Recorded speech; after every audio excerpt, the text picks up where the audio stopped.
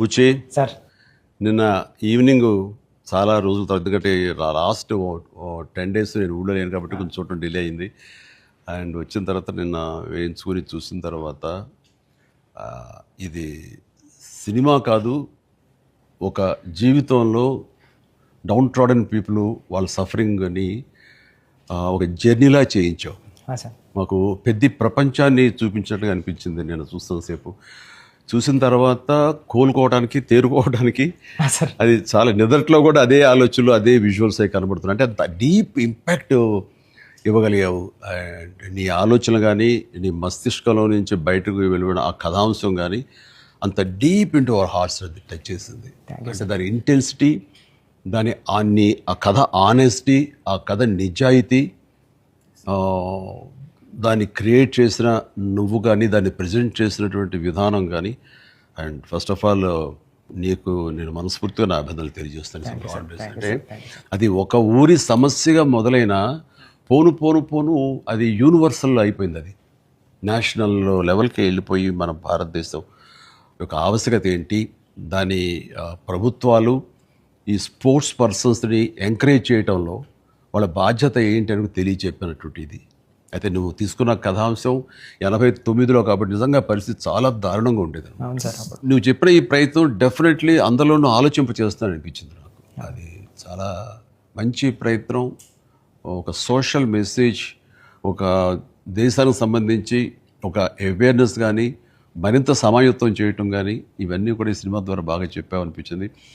And ఈ సినిమాలు ఇంకా నాకు నచ్చిన అంశాలు ఉంటే కనుక చెప్పాల్సి వస్తే నువ్వు, సార్ రామ్ చరణ్ అండ్ ఏఆర్ రెహమాన్ గారు, అలాగే లిరిక్స్ అందించినటువంటి అనంత శ్రీరామ్, అట్లాగే ఎడిటర్ నవీన్ నూలి, ఇంకా ఫైట్ మాస్టర్, స్టంట్ కోరియోగ్రాఫర్గా అనుకోవచ్చు మనం.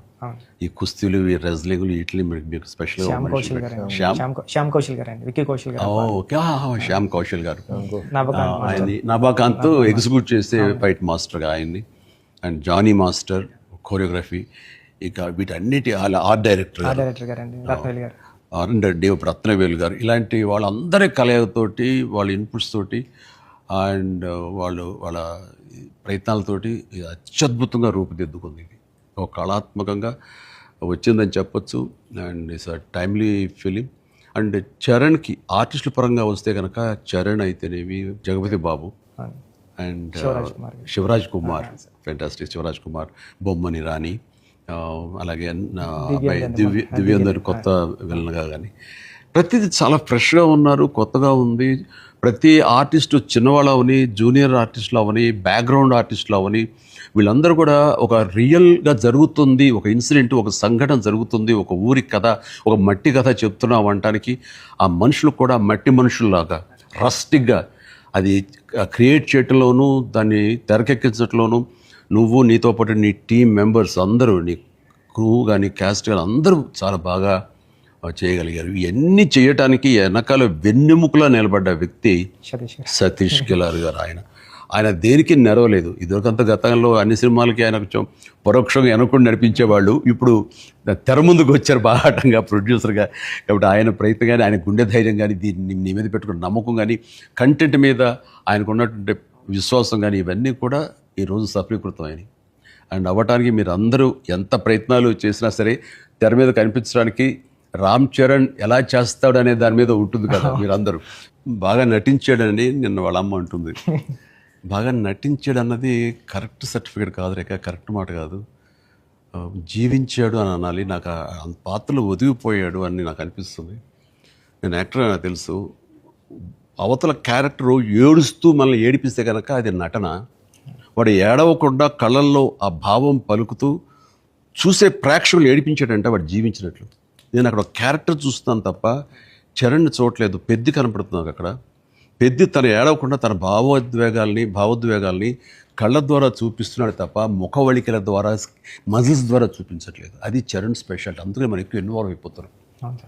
ఏం నటించేట అనొచ్చు, చాలా గొప్ప గొప్ప నటులు ఉండొచ్చు, వాళ్ళ సిస్టమ్, వాళ్ళ విధానాలు చేయొచ్చు. కానీ భావోద్వేగాల్ని లోపల ఫీల్ అవుతావు, ఫీలింగ్ని మునిపంట నొక్కి పట్టి ఎక్స్ప్రెస్ చేస్తూ ఆ కళ్ళ ద్వారా పలికించడం, అది చూసి మనకి అరే నువ్వు ఏడిస్తే బాగుంటుందో అనొచ్చు, కానీ మనకి గుండె పిండేస్తుంది. మనం ఏడలేని సిచ్యువేషన్స్, కానీ ఏడిస్తే బాగుంటుంది అనిపిస్తుంది. ఇట్లాగా టోటల్గా అరెస్ట్ చేసేసి తను చూపించిన విధానం, ఎస్పెషల్లీ అప్పల్ సూరి మరణం దగ్గర నుంచి తన మోటివేట్ అయిన ఇది నుంచి ఇంకా సినిమా గ్రిప్పింగ్ వెళ్ళింది, డీవియేషన్ లేదు. అది చాలా చక్కగా పరిపూర్ణంగా సఫలీకృతమైనట్లు. అది అక్కడ తను చాలా బాగా ప్రజెంట్ చేశాడు, పెర్ఫామ్ చేశాడు. ఎక్సలెంట్. అంటే నా బిడ్డ కాబట్టి ఇంకా ఎక్కువగా చెప్పాలని అనిపించిన కొంచెం అడుచుకుంటూ మాటలు వెతుకుంటూ పొందిగ్గా మాట్లాడతాను, కానీ అది నీలాంటి చూశారు కాబట్టి నువ్వు చెప్పాలి. సార్ మీరు మాట్లాడగలదు సార్, ఎందుకంటే సార్ ఇప్పుడు ప్రపంచం అంతా మాట్లాడుతుంది సార్ చరణ్ సార్ పర్ఫార్మెన్స్. పెద్ద అంటే చరణ్ సార్ అంటే పెద్ద. ఎందుకంటే సార్ ఈరోజు అందరూ ముక్త కంఠంతో అనేది ఒకటి సార్. ఏంటంటే ఏం పెర్ఫామ్ చేశారు అందరూ చిరంజీవి అంటున్నారు సార్.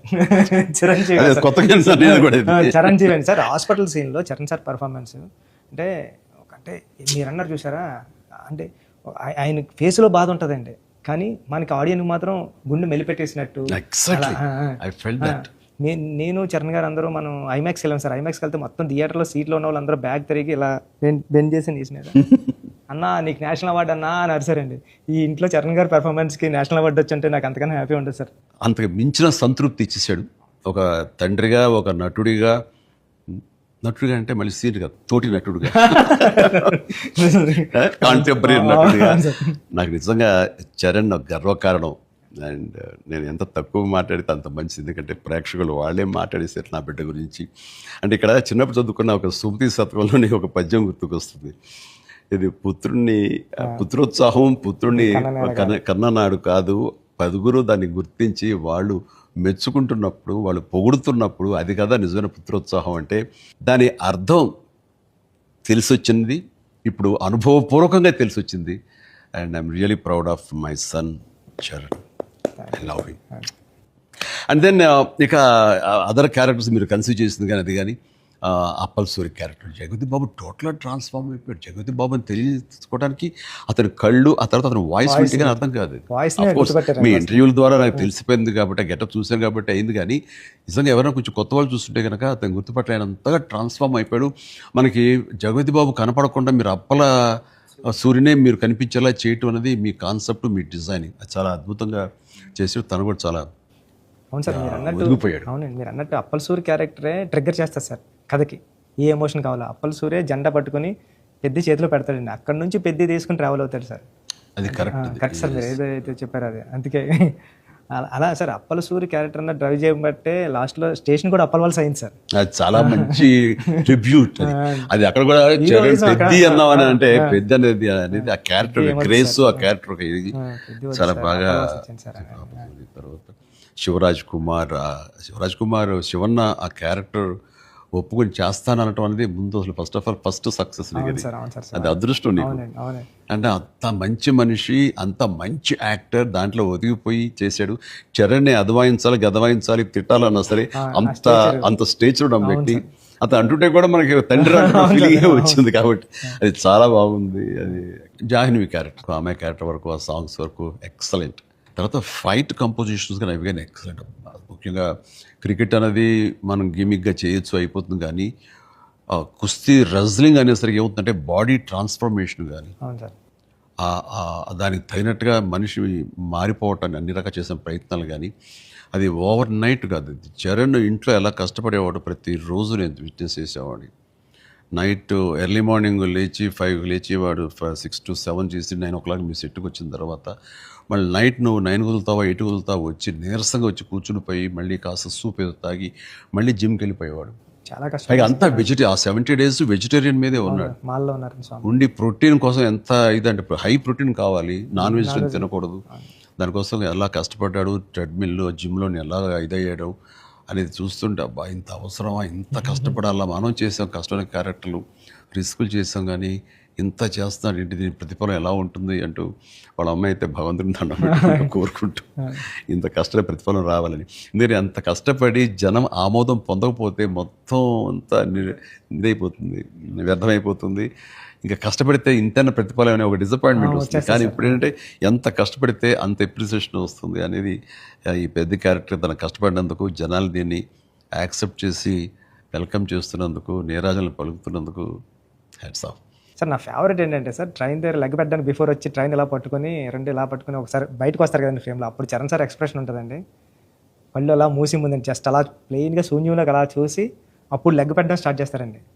అప్పుడు అందరూ క్లాప్స్ అక్కడే కొట్టేస్తాను సార్. అంటే అలాంటి చరణ్ సార్ అంత ఇన్వాల్వ్ అయిపోయారు సార్. అంటే ఈ కథ చెప్పడానికి కూడా మేము కారణం జనరేషన్ని ఇన్స్పైర్ చేద్దామనండి. అంటే మేము ఇప్పుడు స్కూల్స్కి వెళ్తాం కదా సార్, అప్పుడు స్కూల్స్కి వెళ్తే స్కూల్ అంటే క్లాస్ రూమ్ బ్లాక్ బోర్డేనా, వాని వెనకాల ఒక ప్లే గ్రౌండ్ కూడా ఉంటుంది దాని వెనకాల అని చెప్పడానికి ట్రై చేస్తాం సార్ ఇద్దరు. అంటే ఆట స్థలం అంటే అమ్మ కొడుకులో ఉన్న 9 months ఆడుకోవడానికి ఉంటుంది గ్రౌండ్. బయటకు వచ్చిన తర్వాత స్కూల్లో పిల్లలకి ఇప్పుడు చూస్తాం సార్, ఏ స్కూల్కి గ్రౌండ్ ఉంది సార్, బిల్డింగ్స్ ఉన్నాయి అంతండి. అది చెప్పడానికి ఇన్స్పైర్ చేద్దాం, ఏదో మంచి మాట చెప్పి.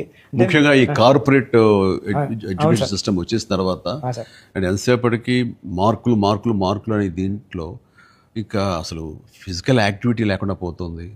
అందులో ఇప్పుడు ఈ బొమ్మని రాని ఒక మాట అంటాడు, చేతిలో వచ్చేసింది సార్ అంటాడు, అందులో ఎన్నో ఆటలు ఉన్నాయి సార్, ఎవరు వెళ్ళట్లేదు సార్. కానీ ప్రభుత్వాలు ఇప్పుడు మీరు అన్నటువంటి ఈ పరిస్థితి ఒకప్పుడు ఉండేది కానీ ఇప్పుడు రాను బెటర్ అవుతుంది అన్నది. చాలా బాగుంది సార్. బట్ ఇంతకంటే ఇంకా గట్టిగా రావాలంటే మీరు ఇచ్చినటువంటి సలహా, సినిమాలు పెద్ద సినిమాలు ప్రభుత్వాలు సహకరించాలి, సర్కారు వాళ్ళు ముందుకు రావాలి. కాబట్టి ఈ సినిమా ఒక అవేర్నెస్ తీస్తుంది, ఒక ఎడ్యుకేషనల్ ఫిలిం పెద్ది, ఒక ఇన్స్పైరింగ్ కంటెంట్ ఉన్న సినిమా పెద్ది. ఈ సినిమాలో బిడ్డలకి మనం ఏమి ఇవ్వాలి, ఎలాగ మోటివేట్ చేయాలి, ఎలాగ ఇన్స్పైర్ చేయాలి, వాళ్ళు ఎలాగ పెంచాలి అనే దాని మీద ప్రతి ఒక్కళ్ళు ఫోకస్ పెట్టి స్ఫూర్తి పొందాలని మాత్రం నేను మనస్ఫూర్తిగా కోరుకుంటున్నాను, విష్ చేస్తున్నాను. Thank you sir. Thank you sir.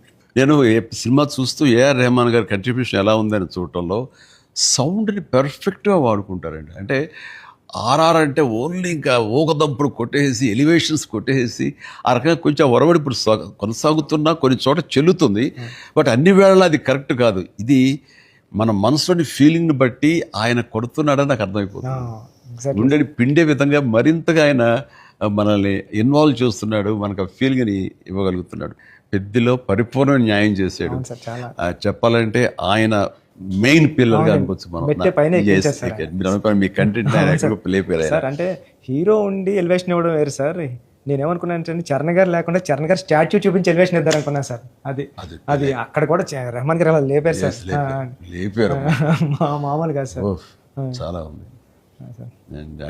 పైగా ఇది అఫ్కోర్స్ మీరు ఇంటర్వ్యూస్ మీరు అన్నారు రెహమాన్ని ఎలా ఒప్పించావని చరణ్ చెప్తుంటేను అక్కడికి వెళ్ళి బాడీ లాంగ్వేజ్ బట్టిను ఎవరైనా సరే అది.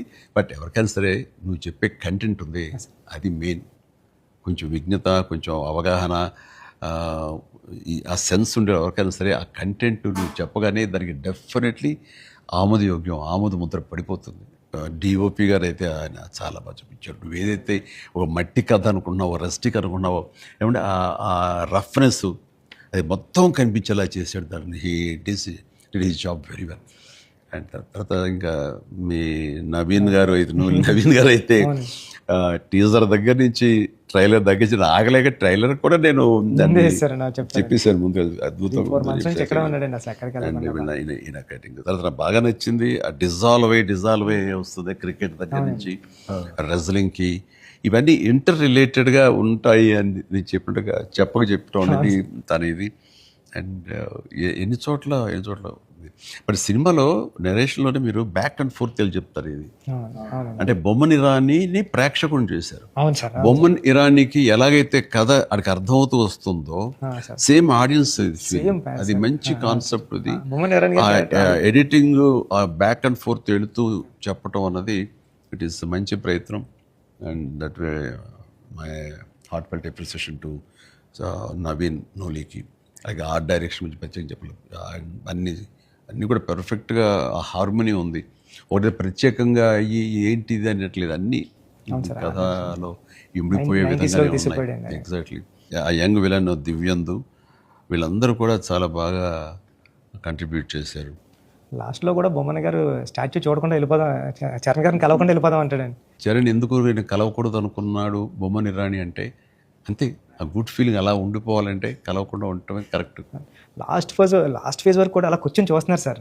లాస్ట్లో కూడా ట్రైన్ని ఎలా ఎక్కి ఆగి కొట్టాను చరణ్ అంటే ట్రైన్ వచ్చింది కదా, అవును సార్. మరి ట్రైన్ ఉంది కదా, ఎందుకు నడిపించావే బాబు అంటే మేము పడ్డ బాధ మీకు తెలియాలి అని చెప్పేసి కాదు. బాగుంది, మంచి సమ్మప్, అది బాగుంది. అంటే పెద్దిగాడి కోసం ఆ రోజు బండి ఆగింది సార్. మా జీవితాలు మొదలయ్యాయి. మాకు స్కూల్ వచ్చింది, వైద్యం వచ్చింది, సర్కారు వచ్చి మా అవన్నీ క్రిస్ప్గా చాలా బ్యూటీతో పట్ట పట్ట పట్ట చేశారు అన్ని జరుగుతుంది. లాస్ట్లో మళ్ళీ వస్తారు కదండి చరణ్ గారు స్క్రీన్ బ్యాక్కి, పెద్దగా నరుస్తాడు కదండి. అది ఎక్కడ బర్ణ వల్ల తెలియలేదండి ఎవరికైనా, భువన్ గారికి గట్టిగా పట్టుకుని పెద్ద అని అరిస్తే అప్పుడు కొండల మధ్యలో కుక్కను పట్టుకుని వెళ్తూ ఉంటారు. అంతే సడన్ డిసప్పర్ అయిపోయింది అనుకోకుండా. అవును సార్, గుడ్ ఫీలింగ్. పడతామేటి మళ్ళీ చూస్తావేంటి మళ్ళీ ఇలాంటి సినిమాని, ఇలాంటి సినిమాని మళ్ళీ చూస్తావేంటి అనిపించింది. అది ఫెంటాస్టిక్. సతీష్ గారికి ఇది ఒక ప్రౌడ్ ఫిల్మ్ ఇది, అండ్ ఆయన ప్రైడ్. ఆయన ఇంకా తర్వాత బోల్డ్ సినిమాలు తీయచ్చు, కానీ ఇది ఇచ్చేటటువంటి సాటిస్ఫాక్షన్, ఇది ఇచ్చే గుర్తింపు, ఇది ఇచ్చిన రెస్పెక్ట్ కానీ, అది సతీష్ గారు యూ డిజర్వ్ దిస్. అండ్ దీని వెనకాల మీ సపోర్ట్, మీ ఇలాంటి సినిమా తీసినందుకు నాకు కూడా చాలా ప్రౌడ్. సార్ మీరు ఒప్పిన టైంలో చెప్పారు సార్, నాకు డబ్బులు ఎలాగైనా వస్తే రెస్పెక్ట్ సంపాదించి ఫస్ట్ అండి. ఈయన డబ్బులు ఎలాగైనా సంపాదించుకుంటారు. ఆయన ఉన్నటువంటి కన్స్ట్రక్షన్ అయితేనే, అనుకున్నటువంటి డిజిటల్ ఐటీ వలన అయితేనే. కానీ ఈ సినిమా ద్వారా గుర్తింపు, ఒక రెస్పెక్ట్ వచ్చింది. అది ఈయన ఫుల్గా ఎంజాయ్ చేస్తున్నారు. బికాజ్ ఆయన సపోర్ట్ ఈ సినిమాకి అంతగా ఇచ్చారు. నువ్వు అనుకున్నవన్నీ కూడా ఆయన నీకు అమర్చారు. ఈయన పూర్తి న్యాయం చేశారు ఆయన. సతీష్ సార్కి నాకు లైఫ్లో ఫస్ట్ మూవీ అన్నట్టు సార్. ఇంక వృద్ధికి ఇది ఎప్పటికీ మర్చిపోలేము సార్, ఈ రిలేషన్ని.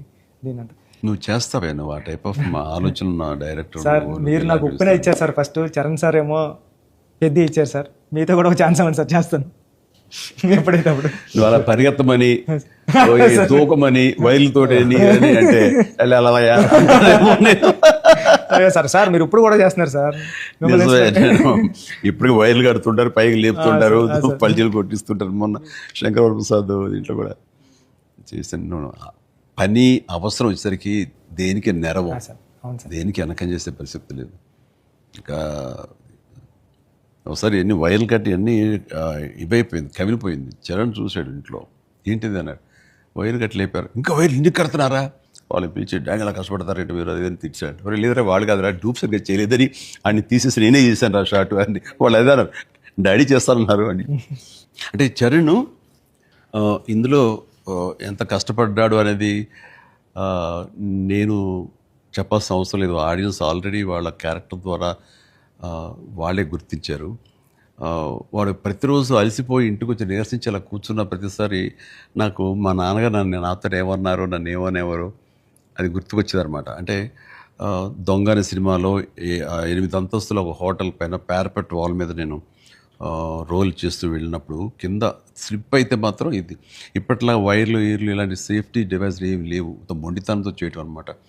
అట్లాగే ట్రైన్ కింద పడుకుని గోండా సినిమాలో వెళ్తుంటే ఒక 3 ఇంచెస్ ఎవేగా బాడీ గారు లూజ్ అయితే కంకరాలు కొట్టుకుపోయేవి. నా బలంతో ఉండాలి తప్ప ఇంకో హార్నెస్ కానీ అది కానీ లేదనమాట. ఇవన్నీ మా నాన్నగారి దగ్గర నుంచి చూసి ఇంటికి వచ్చేసి చాలా బాధపడేవాడు. తిట్టేసాడు. కోపంలో బాధ ఎలా ఉంటుందంటే బూతులు ఇచ్చేసేవారు. అలా చేయాలా అంటే ఏదో కొంచెం చెప్పకూడదు కొంచెం అలా తిట్టేసేసి ఆయన చేశారు. తప్పదానా దాందే ఉంది చేయాలి, లేకపోతే ఎలా కనపడదు రిజల్ట్, ఎలా మరి ఫ్యాన్స్ ఇచ్చేయాలి కదా వాళ్ళు ప్రేక్షకులు అని అప్పట్లో ఏం మాట్లాడేవాడిని. లేదురా రేపు పొద్దు నీకు కొడుకు పుట్టి, అప్పుడు ఇంకా చరణ్ పుట్టలేదు ఆ టైంకి, నీకు కొడుకు పుట్టి వాడు యాక్టర్ హీరో అయ్యి వాడు ఇలాగే కష్టపడతారు, అప్పుడు తెలిసి వస్తారా మా ఫీలింగ్స్ ఏంటో నీకు అనేవాళ్ళు. నిజంగా నీ పెద్ద సినిమాకి చేసి వాడు అలసిపోయి వచ్చి కూర్చుని ఈ మణికట్టు దెబ్బ తగిలిందని కానీ కంటి మీద దెబ్బ తగిలి రక్తం ఇదే ఇచ్చింది, దాని కుట్లు పడ్డాయి అన్నప్పుడు కొంచెం ఒక 1/2 ఇంచ్ 1/4 ఇంచ్ కిందకి వెళ్తే కంటి గుడ్డేమవుతుందో అనే పరిస్థితి అని తెలిసినప్పుడు మాత్రం బాధపడి వ్యక్తం చేయబోయాను. నాకు మా నాన్నగారు మాట గుర్తుకొచ్చింది.